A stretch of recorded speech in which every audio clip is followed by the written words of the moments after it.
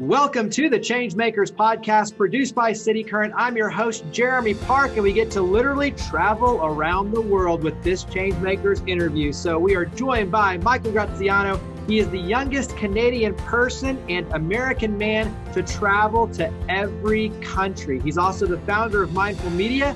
So we'll dive into media and PR and all sorts of amazingness. But let's start out. Michael, how are you doing? Hey, man. Thanks for having me. Love the enthusiasm. Hey, well, how can you not be excited about traveling literally around the world and talking about media and marketing as well? So it's like everything combined into one amazing podcast. But the fun of this podcast is we get to know you personally, know your story, obviously everything that you're doing on the ChangeMakers side. But let's start with a little bit of your story. So talk about your childhood, where you grew up. Give us a little bit of that backstory. Sure. Born in Houston, Texas. Moved to Vancouver, Canada when I was 1 year old. So I'm a dual citizen, which helped with the travels. I'll explain later. Normal kid, a little bit of a rebel, a little bit of a rule breaker. Really got some confidence, in my senior year of high school, started to believe in myself, started to read The Secret, Napoleon Hill, started really learning about manifestation. Tried to get in, went to a business school in University of Western Ontario, got rejected from the business school, took a left turn from the business school faculty instead of a right turn. Changed my life because when I took a left turn, I walked past the exchange office. And from there, I learned about international exchange, ended up spending a year in Copenhagen. That year on my own, I applied for Burger King when I got to Copenhagen, because I didn't have enough money to live in Copenhagen. It's one of the most expensive cities in the world. My parents couldn't help me out. Burger King rejected me because I couldn't speak Danish. So actually ended up throwing parties for all the international students when they arrived to Copenhagen, and ended up making quite a bit of money from that. Ended up traveling 18 countries, introduced to this idea of country hopping, it's easy to do in Europe. Started up a business. We did electronic t-shirts, actually. Those t-shirts that light up and are sound activated. It was a cool technology, but I thought to myself, why don't we do custom designs for companies? We should be putting Nike's logo on here. We should be doing festivals, artists, other brands, right? It's all about branding. And ended up going on Dragon's Den, the Canadian Shark Tank. Got $150,000 from Jim Tree Living, Robert Herjavec. Dropped out of school because 1 year abroad, I learned that I can learn business through trial and error and not through business school. And then I ended up doing a 3-week trip to Thailand. I was supposed to go with my girlfriend, but we ended up breaking up in between the time she bought my ticket. I was supposed to go with all my best friends. They all bailed out on me last minute. Their boss wouldn't let them, their girlfriend wouldn't let them. So I went solo, and that changed my life. I overcame a fear of loneliness. I realized I can make friends anywhere I go. Just drop me into a hostel and let me meet other solo travelers, and we'll go on adventures together. I realized it's cheaper to travel the world than to live in Vancouver. And anyone who lives in a metropolitan city, that can resonate with them. Still to this day, cheaper to travel the world than to live in my hometown. And last one, misconceptions. I saw media, I saw a lot of fear tactics. I knew deep down the world was a good place. People were good everywhere. And I believed in the human connection. And so on the last day, I made a Facebook post saying I'm going to go to every country in the world by age 30, or I'm going to die trying. Either I do this or I cease to exist. I set fire to the ship behind me. I knew there's no plan B, so I have to do this. And that's how the concept started. Were either of your parents entrepreneurs? Did that run in the family? Was travel a big thing growing up? Nope. So none of those were Nothing. Sparks growing up. My mom's a judge. My dad's an accountant. They're very textbook. They're very focused on school. My dad was quite disappointed when I dropped out of school. I think parents have a safety net around you. Think about it. They've formed habits to take care of you for years and years. That's the reason you're still alive today, is because those habits were well put together. And when you leave the nest, it's a scary time. So if you're going to leave the nest, you're going to have to find the courage to face your parents. But then it's a phenomenon where if you go follow your passion, you naturally become good at it. And because you've become good at it, you end up becoming a success. And then all of a sudden your parents are proud. So my dad, who disowned me when I dropped out of school, has me on the cover of Forbes framed on his wall and brags about me to all his cousins and brothers. So it's funny how it works. So when you made the commitment, and obviously to yourself and to others by putting it out there, what then did you start kind of packing for, preparing for? Because when you start going out on that sort of adventure and you make that sort of commitment, obviously there is some planning that needs to go into this. And so talk about kind of those first formative phases of what am I going to plan for? How am I going to do this? Or is it just like, let's just go out and figure it out? Yeah, it's definitely go with the flow and intention. I had no knowledge of creating content. I had no funding. I had nothing. My friends all kind of laughed at me. Once again, you're breaking that mold. This is actually where press comes in. I boldly made the announcement I was going to be the youngest person to go to every country at the time in 2014. And I started hitting up the press, and I got some of them to cover the story. Once it's published in the press, all of a sudden it's real. And then I took those publications and I sent them to some of the biggest companies in the world saying, hey, I'm going to every country. Are you going to sponsor this trip and be a part of history? And all of a sudden we got some companies on board providing us with products, cash, full sponsorships. I also created a checklist. You can have anything you want in this world if you help others get what they want first. I asked the companies, what do you want? When I'm going to every country in the world, what type of content do you want? And let me go and create it for you. Think about how expensive it would be to hire a film crew to travel 192 countries just to make a commercial. It's out of budget for everyone. But if I create a checklist, they get their content at a discounted price. I get a free trip around the world. That's quite a good deal. So after I got the sponsors, I then went and found photographers and videographers to jump on board and film the project. I didn't have any camera gear. I didn't have anything. Did a Kickstarter campaign, raised $10,000 from anyone. A lot of people who I thought were my friends didn't give a penny. And some people who I haven't met in years, hadn't seen in years, were giving generous donations. It really, people come through the woodwork and you get to see who's got your back. And then 4 months after I made the Facebook post, we're off on the journey. Give me a couple of lessons that you learned in terms of the creativity, but to your point, reaching out and saying, how can I help you? What do you want out of this? Knowing who to reach out to. So it's one thing to reach out, but strategically being able to have those conversations. And then to your point, just knowing that, like you said, in many cases, the first ones to support you aren't necessarily related to you. There's no relationship. It's just others who say, I believe in what you're going to do. Maybe I did it before and now I want to support you. What were maybe one or two lessons that you learned through that process of, reaching out, but also to who's supporting you?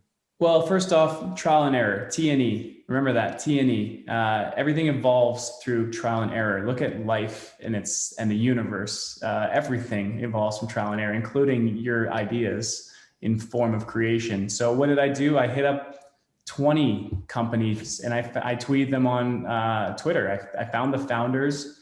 Ray Nolan, one of the richest dudes in Ireland, sold Hostelworld for $300 million. Went started Skyscanner. He's a mogul. I hit him up. Hey, Ray, I'm going to every country in the world. Can't do it without your help. Ray responds, how can I help? Okay, here we go. Yeah, you can introduce me to the CEO of Hostelworld. He gives me the intro. CEO introduced me to Chief Marketing Officer, give a full pitch. Next thing you know, we got sponsorship. So shotgun approach, trial and error. I don't know the answer. I'm going to come up with 10 solutions and one of them is going to work. Don't get emotional when the other ones don't. You're a crab fisherman. You're turning rocks all day long until you find your crabs to feed yourself and your family and your tribe. So that's what I did, T&E, and it worked. And the second thing you said, what was the second question? Well, just in terms of, like you said, learning who supports you. So in other words, your expectations. Yeah. Another thing is not everyone wants to go to every country in the world. Though that's not why those people were supporting me. It's because I found the courage to face my fear. I had a person message me saying, "Hey, Mike, thanks to you, I moved in with my girlfriend." And I said, how did I inspire that? I'm trying to pitch quitting your relationship or your job and going on following your dreams. And he said, "No, I witnessed you overcome your fear and you chased your dream. And that gave me the courage to overcome my fear, which was my fear of commitment. And now I've moved in with my girlfriend and we're getting married and having kids now. And thanks to you." Another friend of mine who was my coworker, he was on the desk next to me. He watched me quit my job at this marketing company I was doing in the interim. And he watched me go and make this medieval declaration. And then he watched me go and do it. And it hits home when the dude next to you at work is now following his dreams. So that guy he left his wife and kid saying, I got to go chase this. I don't know what I'm doing, but just believe in me. His wife said, "Do what you got to do."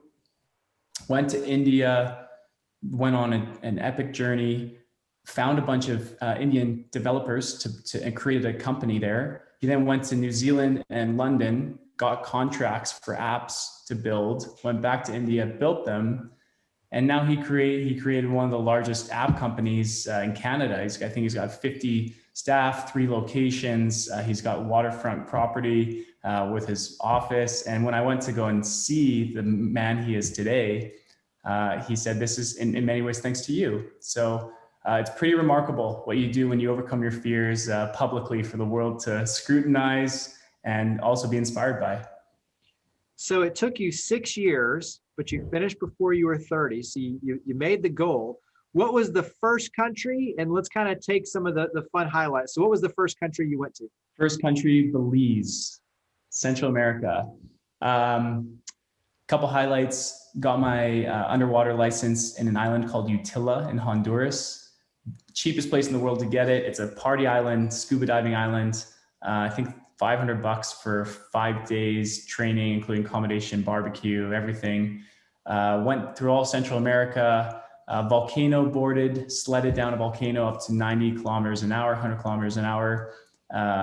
Life magazine said it was the second coolest thing to do in your life. The first thing is MiG fighter laser tag in Russia in fighter jets. So that cost $20,000. Volcano boarding cost $20. So it's quite a bargain. Went to Guatemala, went to a place called Sumuk Champey, Nature's Playground, place you can swing from vines, go down mossy water slides, climb up waterfalls and caves. Then went down to Panama, a place called San Blas Islands, small islands. You know those cartoons where it's an island with one palm tree? Uh-huh. Those are real. They exist. They're in the San Blas Islands. So we went from island to island, staying with these tribes, only 5 to 10 people per island. I swam out to an island that had 2 palm trees and a hammock. It's the only thing that was there. Just chilled. Went to Colombia, was there for the World Cup, partied with 50,000 Colombians when they beat Japan and Uruguay in the Brazil World Cup. Went down to Peru, captured, I still think, the most remarkable time lapse of Machu Picchu recorded today. Went down to Chile, it was amazing. Bolivia, spent 3 days in a desert made out of salt. And actually you stay in hotels that are just compressed salt. We were doing some tequila shots. We didn't have any salt, so we just grabbed a pile from the ground, crushed it up, and we were drinking away. How long are you at each city? Like how long were you in each country? Average a week, as little as 3 days up to 1 month, depending on where we are. And then we ended up in Brazil and then Guyana, and I mean, I could be here all day. But let me go by region. Central America, South America, year 1. Then we decided, we figured out no woman had been to every country in the world. I went back to the sponsors saying, guys, I've tried to do this, but I ended up discovering something much bigger than me. Who wants to make history? Who wants to help this woman be the first woman on record to visit every country? The sponsors are like, where do we sign, right? And ended up doing a contest. About 300 women from around the world competed. ended up finding a girl named Natalia Anya, who became a photographer and joined us for a year and a half. Cassie Depekal, which is a girl who was a contestant. She said, I'm going to go do it myself. Went and got her own sponsors, did it in a year and a half, very quick. But she became the first woman to go to every country in the world. All the power to her. And anyways, we did all of Asia. Then we did all of Europe, every country in Europe. Then we did all of the Caribbean and then the Middle East. Then we did East Africa, other parts of Middle East and Central Asia, and then finished in Central and West Africa. Country 193 was Angola. And I do want to touch on the timing of it, but. Go ahead. Yeah. Okay. I got questions so they can wait. So go ahead. I trial and error emailed a bunch of TEDx conferences, and Oxford, England got back to me saying, hey, we have a conference called A World Unbound. You've just finished going to every country. We'd love to have you as, our keynote.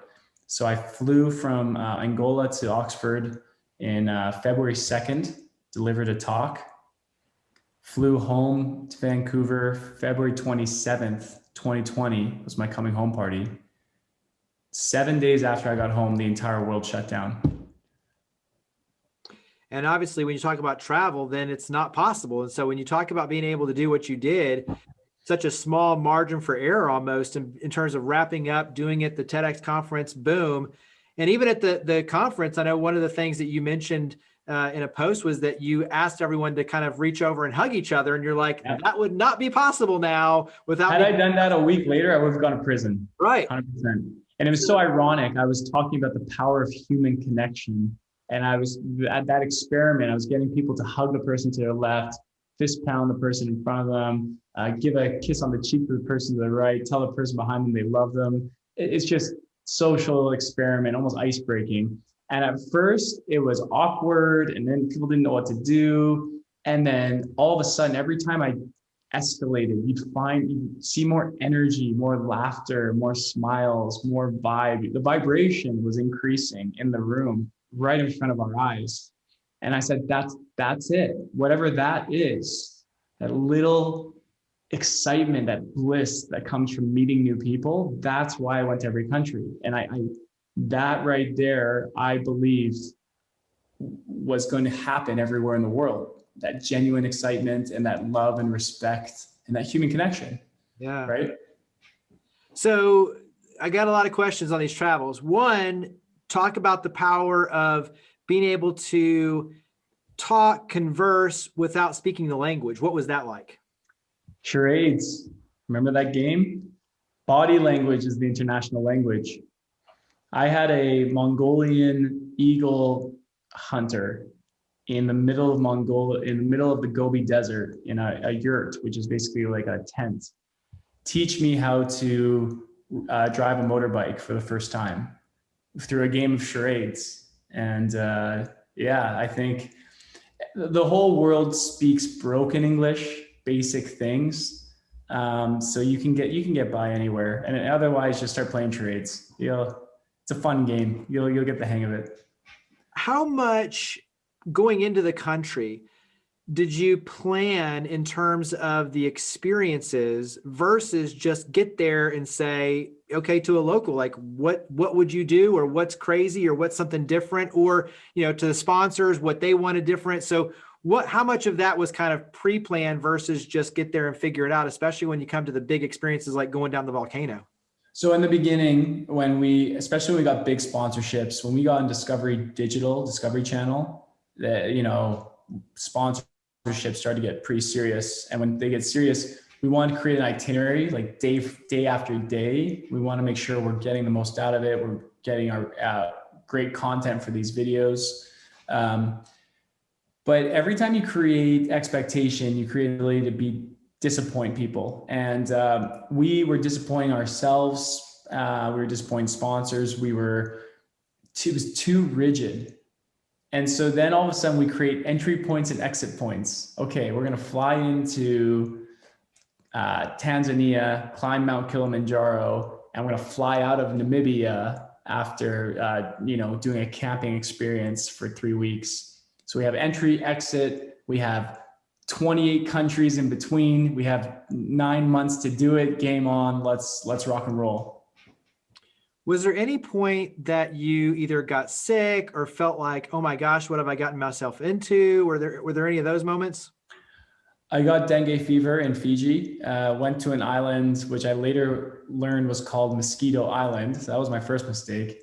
The mosquitoes were like technical. They're like glowing. They were massive, like terrifying. So I doused myself in repellent, but these mosquitoes were hungry. They didn't even care about the repellent. They just went in anyways. And I got dengue fever. I was bedridden for about 2 weeks. I slept for, I think, like 72 hours straight, like pretty gnarly. Thought I got, no, not COVID. Thought I got malaria in Jinja, a place next to the Nile River in Uganda, and learned something interesting. Malaria doesn't kill people as much as you think. You just take 3 pills and malaria is cured. The reason it does kill so many people is because they don't have access to the hospital. They don't have access to the 3 pills. So, when these travel agencies pitch you on a $250 malaria prevention pills that actually really mess with your dreams and with your health, there's a little bit of a trickery that goes on in there. And by the way, even if you're taking those pills, if you get bitten by a mosquito with malaria, you're still getting malaria. So anyways, that's a side note. But it turns out I just had heat stroke and strep throat at the exact same time, which was also pretty gnarly. I got a huge fever. I think it was 103 or 104. They say 105, you start to get brain damage. 106 is terminal. So it was close call. Wow. I'm sure there were a lot, but what was maybe 1 or 2 of the places that surprised you the most in a good way? Yeah. Bhutan, if you want to go back 1,000 years, go to a place called Bhutan, right next to Tibet. If you want to go forward 1,000 years, go to Baku, Azerbaijan, see what the future looks like. If you want to see snow-capped mountains in the middle of a desert, or frozen waterfalls in the middle of a Sahara-style desert, go to Mongolia. If you want to see millions of seals washing up on shore and literally the ocean current right next to some of the biggest sand dunes in the world, so ocean to sand dune side by side, go to Namibia. If you want to see 3 million bats leave a cave every night, it's called the Exodus. I know Corona's people don't want to be there right now, but in Malaysia, there's some other surprises. Djibouti, there's a place called Lake Assal. It's a salt lake, and any dead animals, their bones get crystallized on the beach. So you have these beautiful crystallized cow skulls, and pretty far out. And again, I could go on for quite a while here. Yeah. You have each country, each moment. There's so many stories. Did it click, or at what point did it click where this really is changing my life? So in other words, you become a different person in the way that you see the world, interact, and treat others. Was there a moment, or was it just a process that it just kind of like clicked, like this is changing everything for me? Yeah, people ask me, you've done this epic journey around the world. You must have changed so much. And my answer to them is, I haven't changed. I'm just more so myself, if that makes sense. I'm unapologetically myself. I know who I am now, and I'm okay with that. So I think you really step into who you are with travel, especially solo travel, only because you have infinite options and true freedom. Really, you are who you choose to be, especially when you're on the road and not really tied down to anyone or anything. So I think that was a big eye opener. And I think the tough times define you. It wasn't always rainbows and butterflies. We lost sponsorships. We lost camera crew. I physically lost three people who inspired Global Degree, high on life. Three of them passed away falling off a waterfall. So there's some tough times along the way. And it's during the tough times, specifically if you share these moments publicly, it's terrifying. Sharing vulnerabilities. And I'm not talking Instagram vulnerabilities where you talk about being vulnerable and it's fashionable to be vulnerable. I'm talking like going on your Facebook and admitting that you're a womanizer and admitting that you're taking advantage of women and really like just being brutally real and brutally honest, and allowing that support network and that love of that from people to, it's like you're falling, and to have people there to hold you is very therapeutic and very important. And taking your mask off only to find that you're loved just the way you are, and keeping it off. I think those moments define you and change your life. Yeah. And removing kind of that imposter syndrome and some of the things that so many people struggle with. Do you still keep in touch with, or did you form any strong relationships throughout that with others in different countries? Oh yeah. Yeah. I got friends all over the world. Yeah. It's, some people stay in touch more than others, but you know, when I make my Instagram stories, I can see they're all watching. So, yeah, it's really cool to have that. And I think I've impacted a lot of people's lives, whether it was just one interaction in the streets, or it was a night out, or an adventure we went on. I think a lot of people have impacted my lives in ways that they'll never know. So yeah, it was a lot of that. Give me one person who inspired you along the way, whether it was through their actions or their words. What was someone that inspired you that you met?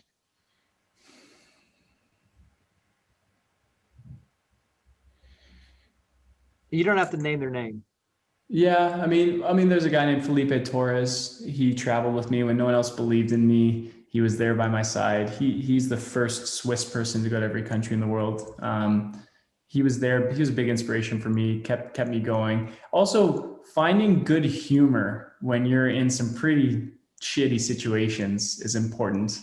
You want to have somebody with you to laugh with.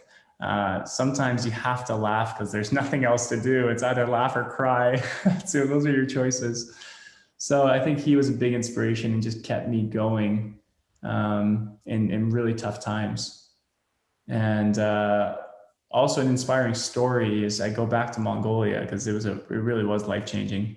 I met a guy in the middle of the Gobi Desert, and we hadn't seen a Westerner, person from North America, for over 3 weeks.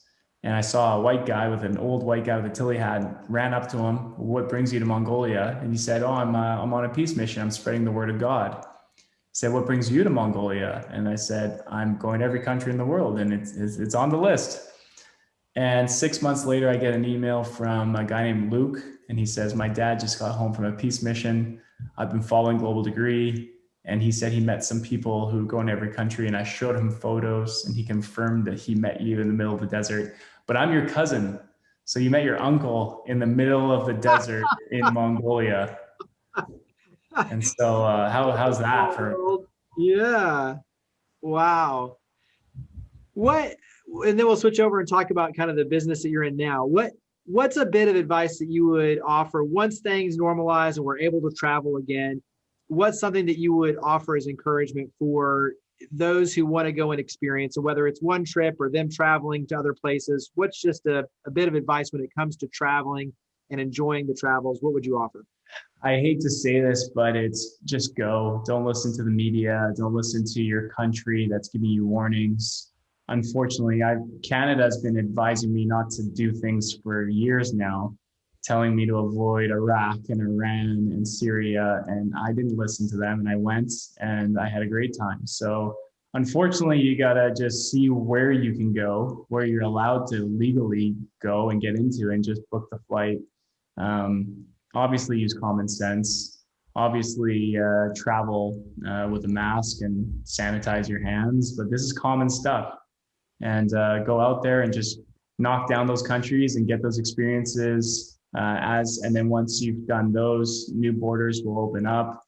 It's funny, I did my TED Talk on passport privilege, saying I'm not just privileged as a tall white man coming from a loving middle-class family that already puts me into a bracket, but I'm also Canadian and American. So I can walk into 183 countries without visa.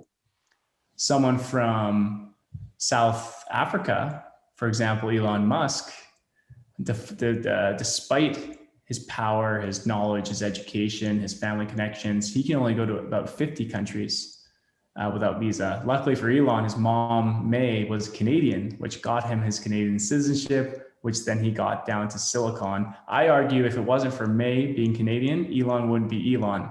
So think about that for a second. Also, might I add, Steve Jobs' dad, biological father, Abdul Fattah Jandali, is from Syria. Sergey Brin is a Russian refugee seeking a Jewish asylum. He was originally from Russia. Nikola Tesla himself is from Serbia, which has a very weak passport. Imagine him unable to come to San Francisco to see his cars everywhere. So anyways, immigrants are what built America, and yet here they are with the weak passports. And what I was going to say is all of this was pre-COVID. America, I think, can only go to like 16 countries today. So you basically have what I call a reciprocity reset. Everyone has a weak passport now, and I'm interested to see the new order of power. Who's going to emerge as the strong passport leaders? Or will they all remain weak and perhaps a global citizen passport will emerge, which I actually think, if done properly, would be really exciting. Let's dive into what you're doing now, because I want to definitely touch on this. So as I mentioned on the front end, you're the founder of Mindful Media. Describe Mindful Media, and then we'll get into some just fun kind of deep dives. Yeah. I got home. I threw up my global degree on the wall, all my passport pages, and everyone, of course, now has a profound respect for what I've done and the fact that I never gave up. So you have people saying, what are you going to do next? Are you going to go to the depths of the ocean? Are you going to go to the moon? You off to space? Like what's next? And the social media landscape has changed quite a bit since 2014. When I started, there was no Instagram. There were no content creators. There was no influencers. I was in a blue ocean, and that blue ocean is now a red ocean covered with millions of sharks and fish. And so I like playing in the blue oceans. And so I no longer wanted to recreate my own story. Remember the quote, you can have anything you want as long as you help others get what they want first. And I can see people fighting for the microphone. I can see a congested social space.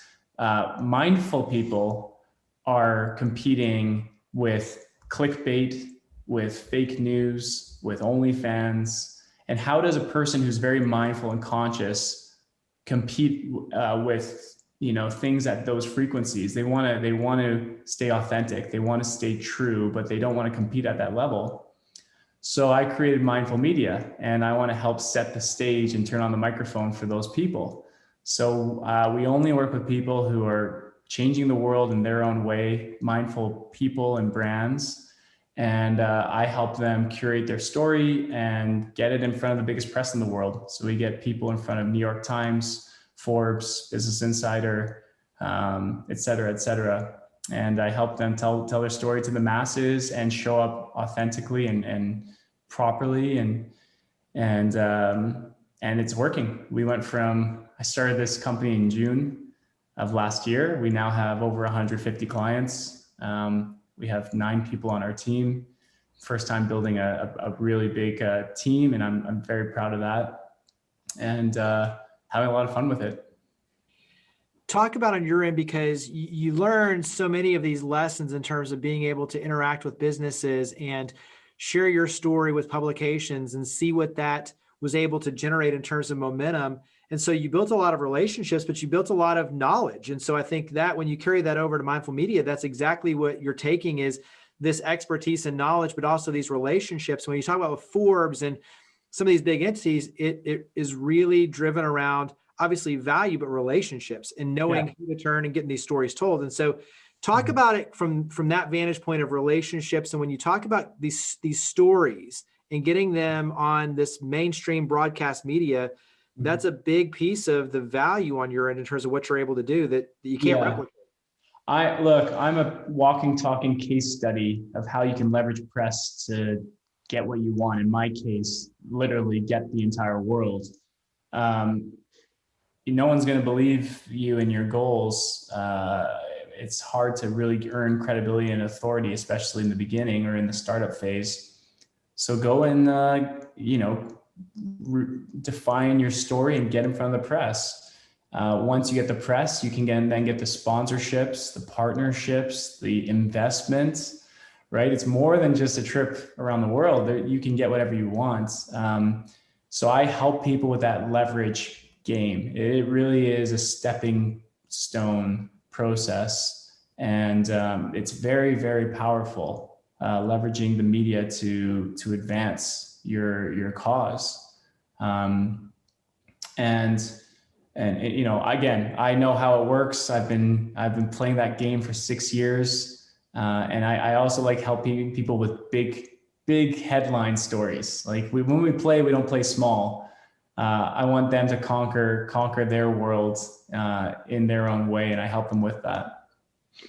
You mentioned Blue Oceans. What are some of the different, whether it's technologies, platforms, apps, solutions? You and I were talking before we jumped into this, but about Clubhouse. What are the things that have your attention from a media standpoint? What are the things that have your attention right now looking forward? Clubhouse. Every 5 years, there is a new paradigm shift social media app. Exactly 5 years today, we had TikTok founded in 2016. 5 years before that, we had, I think it was Snapchat was founded 2011. Exactly 5 years before that, Twitter was founded 2007. So you're noticing a trend here. Clubhouse is the new paradigm shift. It's giving the whole world a voice. You have 24/7 conferencing going on, talking about major issues and making connections and advancing knowledge like I've never seen before.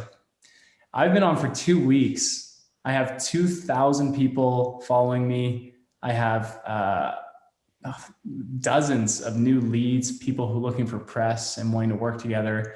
I did a welcome party for Jesse Itzler. He's this, legendary owner of the NBA Atlanta Hawks, sold Marquis Jet to Berkshire Hathaway. The guy's a legend, wrote a book with David Goggins, runs marathons, managed Run DMC. I didn't know Jesse, but I knew that he was new to Clubhouse. So I reached out to the biggest club on Clubhouse saying, hey guys, Jesse Itzler welcome party. Are you in or out? And they're like, let's do it.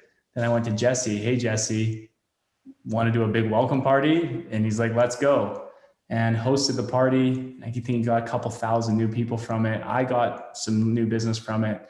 So everyone's winning on Clubhouse, and early movers, early birds get the worm. So get on now, start playing around with it and start innovating and connecting. Once again, hold the microphone. Don't try so hard to steal the microphone and be heard. Try and hold the microphone for others. And if you can do that, you can help other people get what they want. They will reward you very, very handsomely. Yeah, that's the perfect kind of stopping point on that end. Let's switch it over and do a lightning round, which are just short questions, short answers, just a fun chance to kind of wrap up and get to know you better. One, let's start. What's a recent book you've read? The Untethered Soul, Michael Singer. What do you like to do to relax? Meditate. What sports do you enjoy either watching or playing?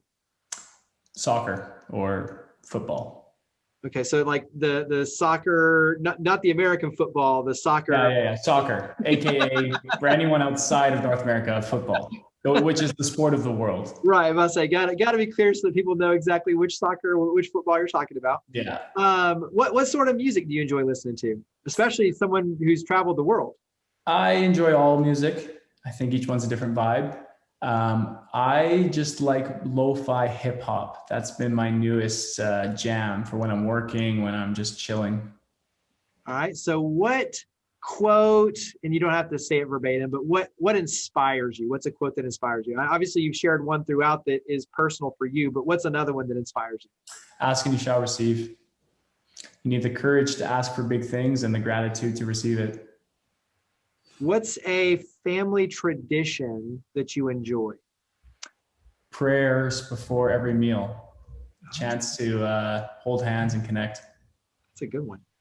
So I've been to Vancouver, and is it Coquitlam? I think I'm saying that fairly correctly. Yeah, Coquitlam. And so for those who would love to go to Vancouver at some point, or that area, what are some favorite things that we need to go and see and experience? I just bought 5 acres of land. I'm creating a retreat center out there. So definitely check in for that. And definitely go to the Dark Table. It's a dining in the dark experience where they hire blind people they employ them, which I think is beautiful. Go up to Whistler, spend some time up in the mountains, and then after the same day you go to Whistler, you can go suntan on a beach in Kitts Beach in Ambleside. You can go from snowboarding to suntanning on the beach on the same day. I think it's one of the only places in the world we can do that. Outside of the area of Vancouver, where else should we go in Canada? Here's your chance to put on the tourism hat. This is embarrassing. I haven't seen too much of Canada. I heard there's some pretty epic whale watching in, I think it's Nova Scotia. So I really need to go check that out. Halifax, Newfoundland, Nova Scotia. I think that over there is going to be interesting. I mean, Alaska, sure, you can call it America, but look at where it's located. Going up and checking that out would be really interesting. And I think even just like going north up to Northwest Territories, I think that would be fascinating. Go and just ice fishing with some like indigenous people. Like, how cool would that be? So what type of foods, let's do it this way. When you're making food, what sort of food do you like to make? If I'm just working, it's a work day, I don't have time. I come in, I have pre-boiled eggs, chop them up, put them in a wrap, put it in some arugula, maybe some pesto, and that's it. I fast. I finish my meal by 7. I don't eat till noon. I think that's really helped with my health and my weight. And then, again, for dinner, I just do something quick, unfortunately. But if I'm preparing dinner for friends and for guests, we'll go do a nice pasta or that's basically all I got. Well, that's where I was going to go. If you're going out, or if you're making, you'd be like, for friends, like what sort of meal would you go? Because once again, being a world traveler, like, do you go and is it more of the pasta? Is it more of the, like, I want steak? Like what sort of, if you're going out to eat, what sort of restaurants? Okay, well, here's some new cool things. If you haven't tried Ethiopian food, you got to go try injera. It's like a huge pancake with a bunch of different kind of sides on it. You just peel off some of it, grab whatever you want, eat it. It's delicious. Iranian food, unbelievable. Best rice and the way they cook and prepare the meats. Lebanese and Israeli is beautiful food. I think Thai food is healthy and maximum flavor. Indian food as well, you can never go wrong. So those are some of my favorites.